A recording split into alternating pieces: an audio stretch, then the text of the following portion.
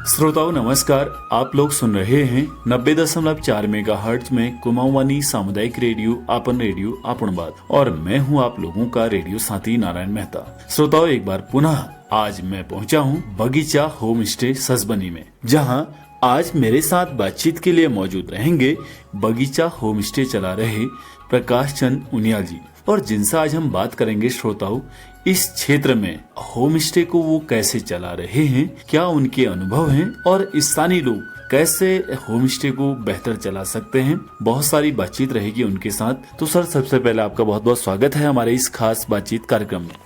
नमस्कार नारायण जी, बहुत बहुत धन्यवाद आपका कि आपने हमारे को समय दिया, और ख़ासतौर से कुमाऊवाड़ी का भी बहुत बहुत धन्यवाद, क्योंकि पूरे मुक्तेश्वर क्षेत्र में कुमाऊवाड़ी का काफ़ी अपना जो है श्रोता हैं जो कुमाऊवाड़ी को सुनते हैं, और ये ग्रामीण क्षेत्रों में काफ़ी प्रसिद्ध भी है।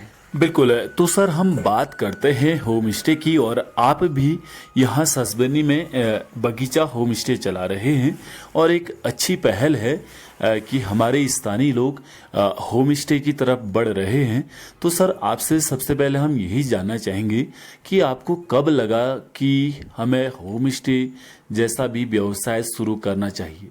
नारायण जी, ऐसा है, मुझे बहुत सारे मेट्रो शहरों में रहने का अवसर मिला जी, विविध, जैसे बेंगलोर हो गया, कलकत्ता हो गया, तो वहाँ पर भी हम कई जगह घूमने जाते थे जी, और वहाँ पर भी हम कई जगह होम स्टे में रहे जी, जी। तो वहाँ का होम स्टे हमने देखा, और उसके बाद में जब यहाँ पर, उससे पहले सरकार की, उत्तराखंड सरकार की एक योजना थी वीर चंद सिंह गढ़वाली जी, स्वरोजगार योजना, उसमें 10 कमरे से ऊपर आप होटल बना सकते थे, लेकिन उससे कम वालों के लिए उसमें स्कोप नहीं था।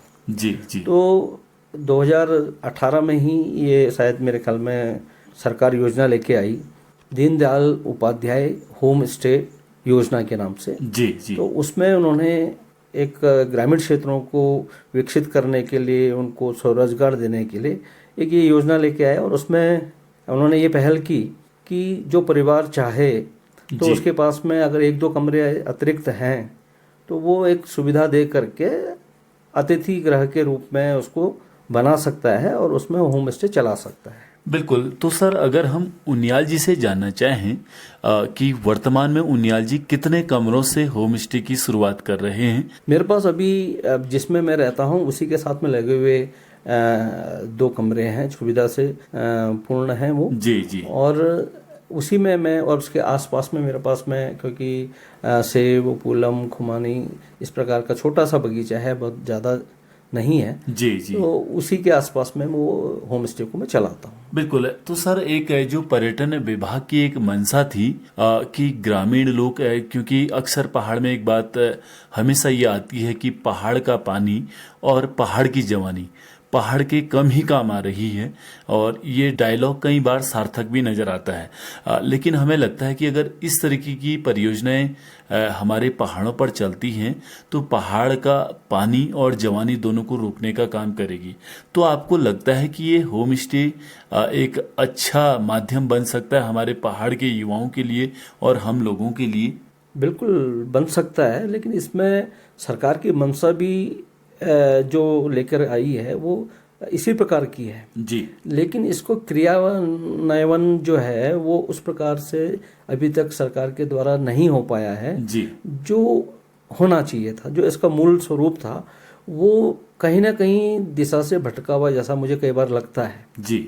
कई बार लगता है कि ये सही रूप में चल रहा है, कई बार लगता है कि ये दिशा से भटका हुआ जैसा है। अच्छा। दिशा से भटका हुआ कैसे कह सकता हूँ? हाँ, बिल्कुल। क्योंकि उन्होंने होम स्टे, सरकार ने योजना लाई और एक जैसी और योजनाएं लेके आते हैं और उसके बाद में उसका असर कैसा होता है, बिल्कुल उसी प्रकार से इस योजना को भी हम कह सकते हैं। अगर हम वर्तमान में बात करें सर कि अभी जो आप बगीचा होम स्टे चला रहे हैं, तो होता है ना कि अगर कोई भी व्यक्ति कोई काम करता है तो उसका जीवन यापन उस काम से बेहतर हो जाता है। यानी कि उस अगर रोजगार के माध्यम से हम अगर देखते हैं, हमें लगता है कि इससे हमारा काम अच्छे से चल सकता है। इसमें मैं ये कह सकता हूँ कि आपकी छोटी मोटी आवश्यकताओं की पूर्ति ये कर सकता है। पूर्ण रूप से आत्मनिर्भर आप इसके साथ में नहीं हो सकते, क्योंकि उसका बहुत बड़ा कारण यह है क्योंकि पर्यटन क्षेत्र होने के कारण से आपके पास में यात्री हर समय नहीं होता है। जी जी। और दूसरा, जैसे जैसे होम स्टेज बढ़ते जाएंगे उतने उतने लोग भी बढ़ते जाएंगे। बिल्कुल। ठीक है ना। तो आपके पास में, और दूसरा, सरकार की कोई ऐसी व्यवस्था नहीं है कि होम स्टे को प्रमोट करने के लिए, क्योंकि अगर आप बना देते हैं तो आप अपने ही प्रयासों से, कह सकते हैं हम, पर्यटकों को लेके आएंगे। इसमें कहीं सरकार का सहयोग उतना जैसा होना चाहिए था वैसा नहीं है। बिल्कुल सर, एक चीज और आती है, अगर हम इस क्षेत्र की बात करें, मुक्तेश्वर क्षेत्र की बात करें और नैनीताल जिले की बात करें, तो मुक्तेश्वर के जस्ट नियर ससबनी गांव है और यहाँ काफी बड़े बड़े होटल भी बने हुए हैं, बड़े बड़े रेस्टोरेंट भी हैं। तो आपको लगता है कि इतने बड़े होटल रेस्टोरेंट को छोड़कर पर्यटक हमारे गांव में, हमारे घरों में, हमारे होम स्टे में आ रहे हैं, तो क्या वो नया पा रहे हैं?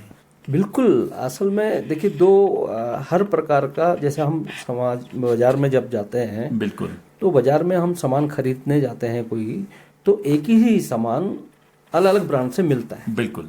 अगर अब वो आपको कहीं 10 रुपए का मिल रहा है तो वही सामान आपको 100 रुपए का भी मिल रहा है। बिल्कुल। लेकिन उपभोक्ता दोनों के हैं। जी जी।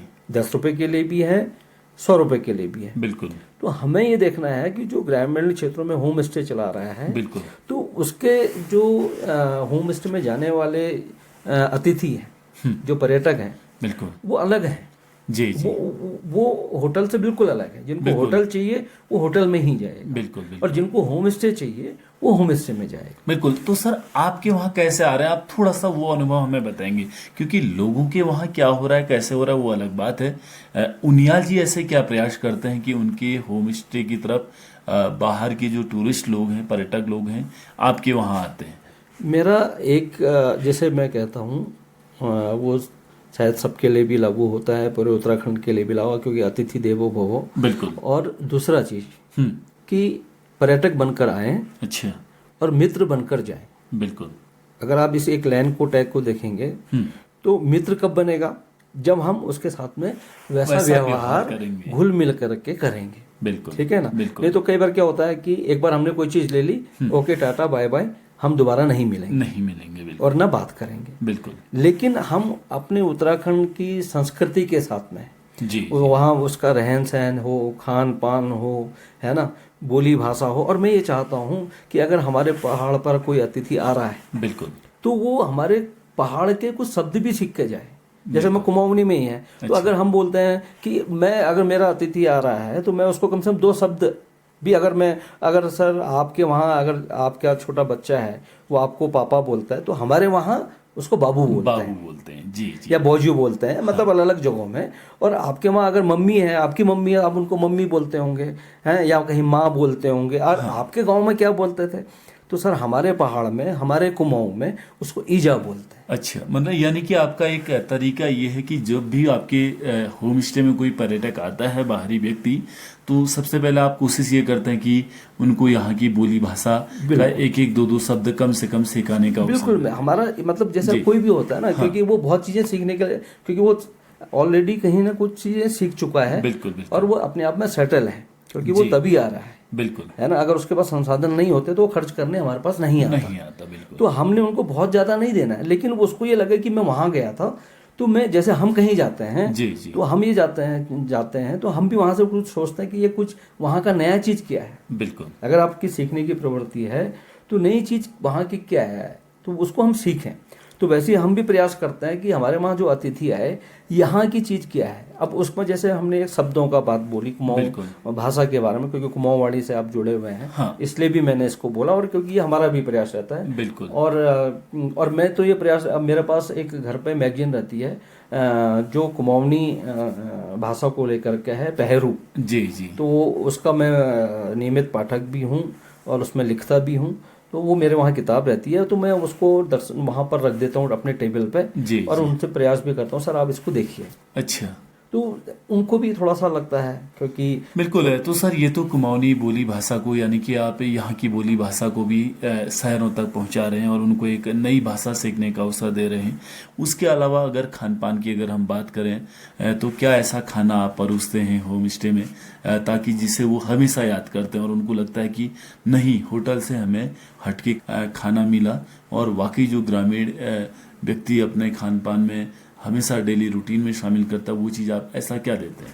मैं जो हमारे वहाँ अतिथि आते हैं, बिल्कुल, तो ज़्यादातर परिचित होते हैं, कुछ नए भी होते हैं, तो हम उनसे प्रयास करते हैं, सर पहले आपकी चॉइस क्या है अच्छा खाने के लिए। जी। उन्होंने बताया 2 प्रकार के अतिथि होते हैं। एक जी, ये होता है वो अपनी चॉइस बोलते हैं, हाँ, हम ये भी नहीं चाहते कि हम अपनी चॉइस उन पर थोपें, बिल्कुल बिल्कुल, ठीक है ना, कि नहीं यार ये जबरदस्ती खाना ही आपको, जी जी हम ऐसा नहीं चाहते। जी जी, तो अगर उन्होंने बताया कि हमें ये चीज़ खानी है, तो उनके साथ में मैं एक अपनी चीज़, अच्छा, अपने कुमाऊं में जो भी चीज़ होगी, बिल्कुल, उसमें भले ही झुंगरे की खीर हो सकती है, या भट की चुटकानी हो सकती है, या गहत की दाल हो सकती है, जी या मडवे की रोटी हो सकती है, जी जी, कोई एक चीज़ मैं उनको दूंगा बिल्कुल, उनकी उसमें थाली में। बाकी उनकी सामग्री रहेगी, उन्होंने क्या बोला है, उन्होंने दाल सब्जी रोटी चावल बोला, तो उसमें एक चीज मेरी रहेगी। बिल्कुल, यानी कि यहाँ की ट्रेडिशनल जो है एक चीज रहेगा, उसको आप ऐड कर देते हैं। हाँ, और अगर वो हमारे पर पूरा समर्पित हो जाता है, जी जी, अतिथि बोलता नहीं यार सर आप खिलाइए, हाँ, आप जो खिलाते हैं, जो खाते हैं वो आप खिलाइए, अच्छा, तो फिर मैं उसमें ज्यादा मेरे पास चॉइस हो जाती है जी। फिर मैं अपने पूरा कुमाऊनी थाली में, उसमें भले रायता हो सकता है, आपके आलू के गुटकी हो सकते हैं, भात हो सकता है ना, और चौसा हो सकता है, आपका गहत की दाल हो सकती है, भट की चुटकानी हो सकती है, बिल्कुल, जो भी उस समय परिवार में है, तो जो बना कि भी हाँ ये चीज़ इनके लिए अच्छा रहेगा। और कई बार क्या होता है कि हम बातचीत करके भी प्रयास करते हैं कि उनको क्या पसंद है। बिल्कुल बिल्कुल। तो सर जैसे आपने बताया कि लगभग 2018 से आपने होम स्टे की शुरुआत कर ली थी और 2024 में हम लोग प्रवेश कर चुके हैं, तो आपका क्या एक नज़रिया है होम स्टे की तरफ कि क्या वाकई ये हम लोगों के लिए एक खेती बाड़ी के अलावा ये अतिरिक्त आय करने का साधन बन सकता है, या फिर इसमें भी बहुत सारी चुनौतियां हैं?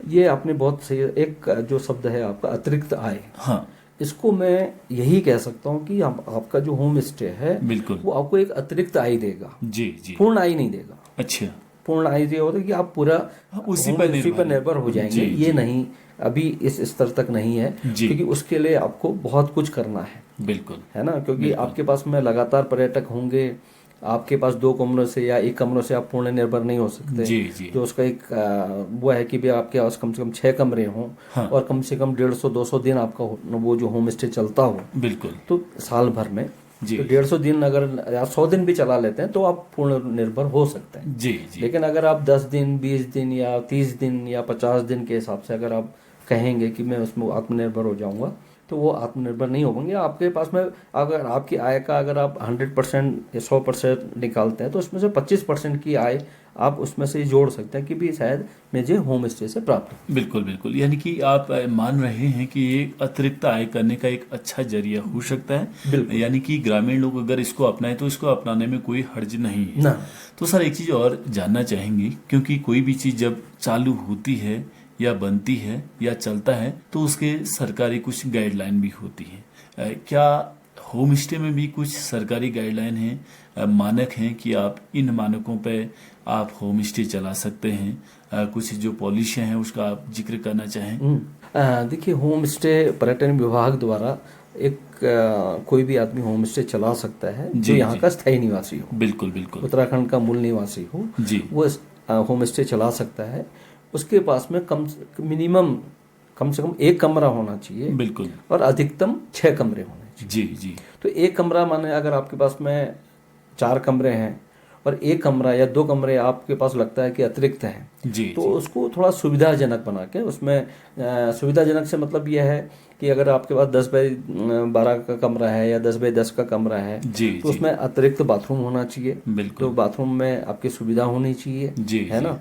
ये अगर आप दे देते हैं, ओपन खुला एरिया हो आपका, क्योंकि पहाड़ में वैसे भी सब जगह खुले एरिया है, उसमें तो कहीं किसी के पास कमी नहीं है, और थोड़ा अंदर की बेडिंग आपका बिस्तर सही साफ सुथरा हो, जी जी है ना, सजावट हो कमरे की। आप भले ही उसमें बहुत ज्यादा पेंट लगाने की जरूरत नहीं है, अच्छा। आप चूना भी कर देंगे, जी लेकिन जी वो थोड़ा सा दिखने में सुंदर हो, बिल्कुल है ना। आप मट्टी से भी कर सकते हैं, गेरू से भी कर सकते हैं, आप उसमें एपड़ दे सकते हैं, जी है जी ना। तो इसलिए उसमें बहुत, और कई जगह पुराने घर जो होंगे जी वो जी बहुत अच्छी बात है। अगर पुराने घर आपके पास में है जिसमें पाल है, ऊपर लकड़ी है, पटाल का मकान है, तो वो बहुत ही सुंदर है। बिल्कुल। तो सर आपकी बातों से ऐसा लग रहा है कि जब भी आपके वहाँ पर्यटक आता है ऐसी अपेक्षा रखता है कि शायद अगर ऐसा घर होता तो हम और ज़्यादा रुकते। मतलब आपको लगता है कि जो ट्रेडिशनल हमारे यहाँ के घर बने हुए थे, पारंपरिक घर, पत्थरों वाला घर, तो उसको ज़्यादा पसंद करते हैं। बिल्कुल बिल्कुल। और मैं आपके माध्यम से ये कहना चाहता हूँ, जी। अगर जिनके पास भी पटाल वाले मकान बचे हुए हैं, अच्छा। तो मेरा व्यक्तिगत अनुरोध है उनसे कि उसको वो ना हटाएं जी और उसमें लेंटर ना डालें, जी जी उसको उसी रूप में रहने दें। तो आप देखिएगा भविष्य में उनका भविष्य बहुत अच्छा है। बिल्कुल। यानी कि उस तरफ जो पर्यटक हैं उनकी चॉइस बढ़ रही है आपके अनुभव के आधार पर। तो सर जैसे मैंने जानने की कोशिश करी कि सरकारी कुछ मानक माना होम स्टे अगर मैं चला रहा हूँ तो मेरा कहीं रजिस्ट्रेशन भी होना चाहिए। बिल्कुल तो बिल्कुल। वो कहाँ होना चाहिए? ये हमारा नैनीताल जिले में, नैनीताल में पर्यटन विभाग का ऑफिस है माल रोड पे। बिल्कुल। वहाँ पर जा करके पर्यटन विभाग में आप ऑनलाइन भी, पर्यटन विभाग की जो वेबसाइट है उत्तराखंड टूरिज्म डेवलपमेंट बोर्ड जो है, उसमें जाके होम स्टे में जा करके आप किसी भी सीएससी सेंटर में जा सकते हैं या कहीं से भी जाके आप रजिस्टर कर सकते हैं। उसमें एक चीज़ ये है कि अगर मान लीजिए जैसे जहाँ पर मकान है जी उस जगह का आपके पास खाता खतौनी होना चाहिए। जी जी अगर आपका है तो ठीक है, आपके पिताजी के नाम का है तो बिल्कुल। पिता आप चलाना चाहते हो तो पिताजी से आप एनओसी लेंगे। अच्छा। यानी कि भी जिसके उनसे- नाम का रजिस्ट्रेशन होगा हाँ तो उसको कुछ प्रूफ तो देना हाँ होगा पर्यटन विभाग को। पर्यटन विभाग में जी कि जमीन में मेरे पिताजी की है और उन्होंने मेरे नाम पर एनओसी लिखी कि ये मेरा लड़का है, जी ये मुझे कोई आपत्ति नहीं है। और दूसरा चीज इसमें ये चाहिए, एक तो खाता खोतनी हो गई आपकी, जी दूसरा उसमें जिस कमरे को आप होम स्टे में देना चाहते हैं, जी जी जैसे जो चीजें मैंने बताया वो बहुत जरूरी है, क्योंकि रूम आपका बिल्कुल साफ सुथरा हो, बेड हो, उसमें कुर्सी टेबल हो और बाथरूम हो। जी जी ये बेसिक चीजें हैं। और खुली हवा रोशनी होनी चाहिए कि जैसे हम कई बार ये भी ना सोचें कि जैसे हमारे वहाँ गोठ होते हैं, अच्छा गोठ को नहीं करना है। अच्छा। कई बार उन्होंने कहा यार मेरा रजिस्ट्रेशन हजाल गोठ में कर दूं, हाँ तो गोठ नहीं करना है। बिल्कुल। ये बहुत जरूरी है। और इसके साथ साथ में आपको एक फायर का सिलेंडर रखना है। जी तो फायर का जो सिलेंडर होगा उसका आपको सर्टिफिकेट, मतलब उसका बिल लेना है, जी वो बिल उसमें आपके साथ में अटैच करना है। और 500 रुपये पर्यटन विभाग की फी है। जी जी तो 2 वर्ष का आपको लाइसेंस मिलेगा। बिल्कुल। यानी कि इस प्रक्रिया से आपको गुजरना ही गुजरना पड़ेगा। ही अगर मैं होम स्टे चला रहा हूँ तो इन मानकों को पूरा करते हुए मेरा रजिस्ट्रेशन होगा, तभी जाके मैं होम स्टे चला सकता हूँ। बिल्कुल बिल्कुल। ये आपको, ये सरकारी जो गाइडलाइन है। और उसके बाद में अब जो है आज की डेट में आप उस एप्लीकेशन को देंगे, 500 रुपये आपकी फीस जो है ऑनलाइन जमा होगी जी और ऑनलाइन सर्टिफिकेट लेकर के आप, और उसके जो डॉक्यूमेंट आपने जो सबमिट किए हैं वो डॉक्यूमेंट आप ऑफलाइन जो है पर्यटन विभाग को भेजेंगे, या खुद जाके दे सकते हैं या पोस्ट भी कर सकते हैं पर्यटन अधिकारी के नाम से। जी और उसके कुछ समय बाद में फिर पटवारी आकर के आपके वहाँ विजिट करेंगे, आपको देखेंगे कि आपने जो मानक के हिसाब से जो आपने उसमें डॉक्यूमेंट्स लगाए हैं ऑनलाइन या दिए हैं वो सही है या नहीं है। उसको क्रॉस वेरीफाई करने के बाद में फिर पटवारी जो है तहसीलदार को रिपोर्ट देंगे, तहसीलदार फिर एसडीएम को अपनी रिपोर्ट देंगे, एसडीएम से फिर वो पर्यटन विभाग को एक जाएगा, फिर जिलाधिकारी को जाएगा। उसके बाद में वो आपका, अगर आप उसमें पूरे मानकों में खरे उतरते हैं तो आपको 2 वर्ष के लिए वो लाइसेंस मिल जाए।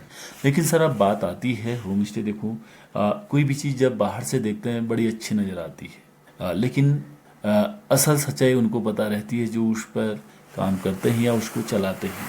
तो होम स्टे चलाना आपको लगता है कि बहुत आसान है या इसमें भी कुछ चुनौतियां हैं?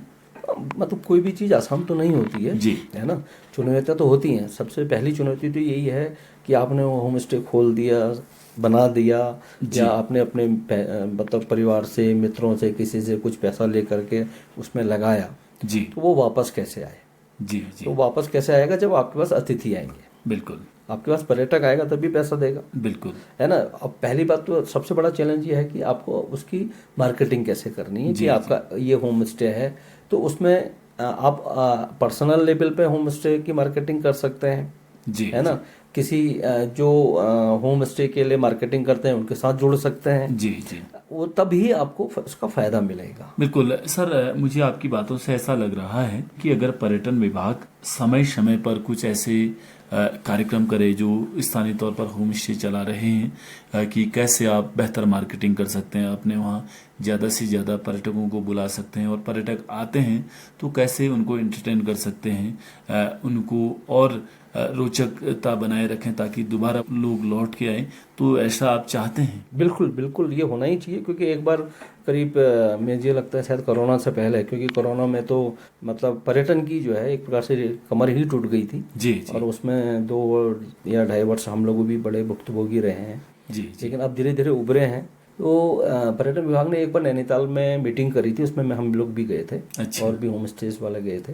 जी, तो उसके बाद से कोई ऐसी मीटिंग हुई नहीं, जी, जी। और हुई भी होगी तो शायद हमें जानकारी नहीं है। सरकार द्वारा सूचनाएं प्रॉपर तरीके से पहुंचे, जी, क्योंकि जी। बहुत सारे ऐसे हैं रिमोट एरियाज में जो लोग चलाते हैं, बिल्कुल। और इस उम्मीद से उन्होंने खोला है कि मेरे पास कोई आएगा। अगर उनके पास सरकार की कोई योजना की सूचना ही नहीं पहुंच रही है, जी, जी। तो ये पहले ये सूचना पहुंचना बहुत जरूरी है। और इस प्रकार के प्रशिक्षण होना बहुत जरूरी है, क्योंकि कोई आता है तो नई चीजें, क्योंकि हर चीज ऐसी है जितना हम ज्यादा अगर अपने जो होम स्टे संचालक हैं जी, उनको ज्यादा से ज्यादा चीजों की अगर जानकारी होगी, बिल्कुल। तो वो अपनी ओर से बेहतर दे सकते हैं सुविधाएं। तो सर, बातचीत करने का तो बहुत सारा मन है, क्योंकि आपके अनुभव से लग रहा है कि होम स्टे में वाकई लोगों का रुझान बढ़ रहा है और पर्यटक भी बढ़ रहे हैं। लेकिन एक चीज और आती है, अगर हम बात करें प्रकाश चंद उनियाल जी के होम स्टे यानी कि बगीचा होम स्टे में, अगर जो बाहरी व्यक्ति अगर आना चाहता है, जो हमें रेडियो पर सुन रहा है, तो वो कैसे आपके होम स्टे में पहुंचे, थोड़ा सा उसके बारे में आप बताएंगे? बिल्कुल सही आपने किया। मैं अपना एक मेरा जो फ़ोन नंबर है, मैं उस फ़ोन नंबर पे आप संपर्क कर सकते हैं, 9448128482, इस पे आप संपर्क कर सकते हैं। और दूसरा जो है, भटिलिया से बहुत ज़्यादा दूर नहीं है। भटिलिया से आप धानोचली की ओर को जाते हैं तो 1 किलोमीटर आगे जाके हमारे ससबनी को रोड कटी है, ससबनी गहना पोखरी वाली रोड, तो उसी पे जाएंगे तो 2-2.5 किलोमीटर पे मेरा रोड से लगा हुआ होम स्टे है, बगीचा होम स्टे है। तो उसमें आप आ सकते हैं। और कभी मैं आपसे भी करूँगा, कुमाऊँवाड़ी वालों से भी निवेदन करूँगा कि वो एक बार आएँ और देखें। प्रयास हमने किया है अपनी ओर से, क्योंकि हमने बिल्कुल साधारण उसको कह सकते हैं, लेकिन प्रयास ये है, क्योंकि जैसे मेरा मानना है कि हम पहाड़ पे रहते हैं, तो हम घर से बाहर निकलते हैं, मैदानों में शायद ये सुविधा नहीं है, क्योंकि वहाँ पर बहुत सारे मल्टी स्टोरेज बिल्डिंग है। जी, जी। अपार्टमेंट उनका अपना होता है जी, लेकिन छत किसी दूसरे की होती है, और जिस पैर में वो पैर रखते हैं उसकी नीचे की जो जमीन है जी, वो किसी दूसरे की होती है। जी, जी। और हमारे उत्तराखंड में ये हमारा सौभाग्य है कि मैं ये कहता हूँ कि हम यहाँ पर मेरी जन्मभूमि है और हिमालय हमारा मस्तिष्क है। बिल्कुल। तो इस पे हमारे को ये कहता है कि हम घर से बाहर निकलते हैं तो ये ज़मीन भी मेरी है, ये आसमान भी मेरा है। तो ये हमारे को मतलब इसको लेकर के, और जहाँ तक मैं अपने जो भी भाई बंधु बाहर हैं उनसे भी एक ये चीज़ कहना चाहता हूँ कि वो आएँ पहाड़ पर, बिल्कुल। वापस आएँ, अपने घरों को ठीक करें। जी। और अपने घरों को ठीक करें तो अगर उनके भी 4-6 दोस्त यार दोस्त आते हैं तो उनको भी वो होटलों पे ना रुका के अपने आसपास में जो उनके होम स्टेज बने हैं बिल्कुल वहाँ रुकाएं, तो आपके गांव के या उसके आसपास के जिसने भी वो होम स्टे खोला हुआ है उसको भी थोड़ा सा आय प्राप्त होगी, और आपका भी उत्तराखंड के विकास में एक योगदान होगा, क्योंकि आप एक परिवार को सक्षम बना रहे होंगे। बिल्कुल। तो बहुत बहुत धन्यवाद सर, आपने बहुत महत्वपूर्ण जानकारी और अपने अनुभव हमारे रेडियो कुमाऊनी के साथ साझा किए। हमें उम्मीद है कि इस क्षेत्र में जो इस तरफ कदम बढ़ा रहा है, खासकर पर्यटन को देखते हुए होम स्टे की तरफ, तो कहीं न कहीं आपके जो अनुभव हैं उनके लिए भविष्य में काम आएंगे। इसी आशा के साथ बहुत बहुत धन्यवाद। धन्यवाद नरेंद्र जी, मैं आपका और कुमाऊँवाड़ी का बहुत बहुत धन्यवाद व्यक्त करता हूं कि आपने मुझे वार्ता में शामिल किया। इसके लिए मैं बहुत बहुत आपका आभारी हूं, और प्रयास करता हूं कि होम स्टे से जुड़े हुए जितने भी लोग हैं वो अपने अनुभव कुमाऊँवाड़ी में साझा करें, और जिससे कि एक सामूहिकता का पता चले और अधिक से अधिक लोग जो होम स्टे कॉन्सेप्ट है ना, जो सरकार लेके आई है, उसको सार्थक करने में हमारा योगदान होना चाहिए। और क्योंकि जब हमारा योगदान होगा तब हम सरकार से कह भी सकते हैं, और सरकार से कुछ चीज़ों की आवश्यकता है तो उसकी मांग भी कर सकते हैं। तो ये इतना ही मैं कहना चाहूँगा, और सरकार से एक निवेदन ये करना चाहूँगा कि वो होम स्टे पर जो मूल यहाँ के लोग हैं उनकी ओर ज़्यादा फोकस करें, उनके प्रचार प्रसार की भी अगर व्यवस्था वो कर सकें बिल्कुल, तो सरकार की ओर से इस योजना पर सोने पे सुहागा होगा। बहुत बहुत धन्यवाद आप।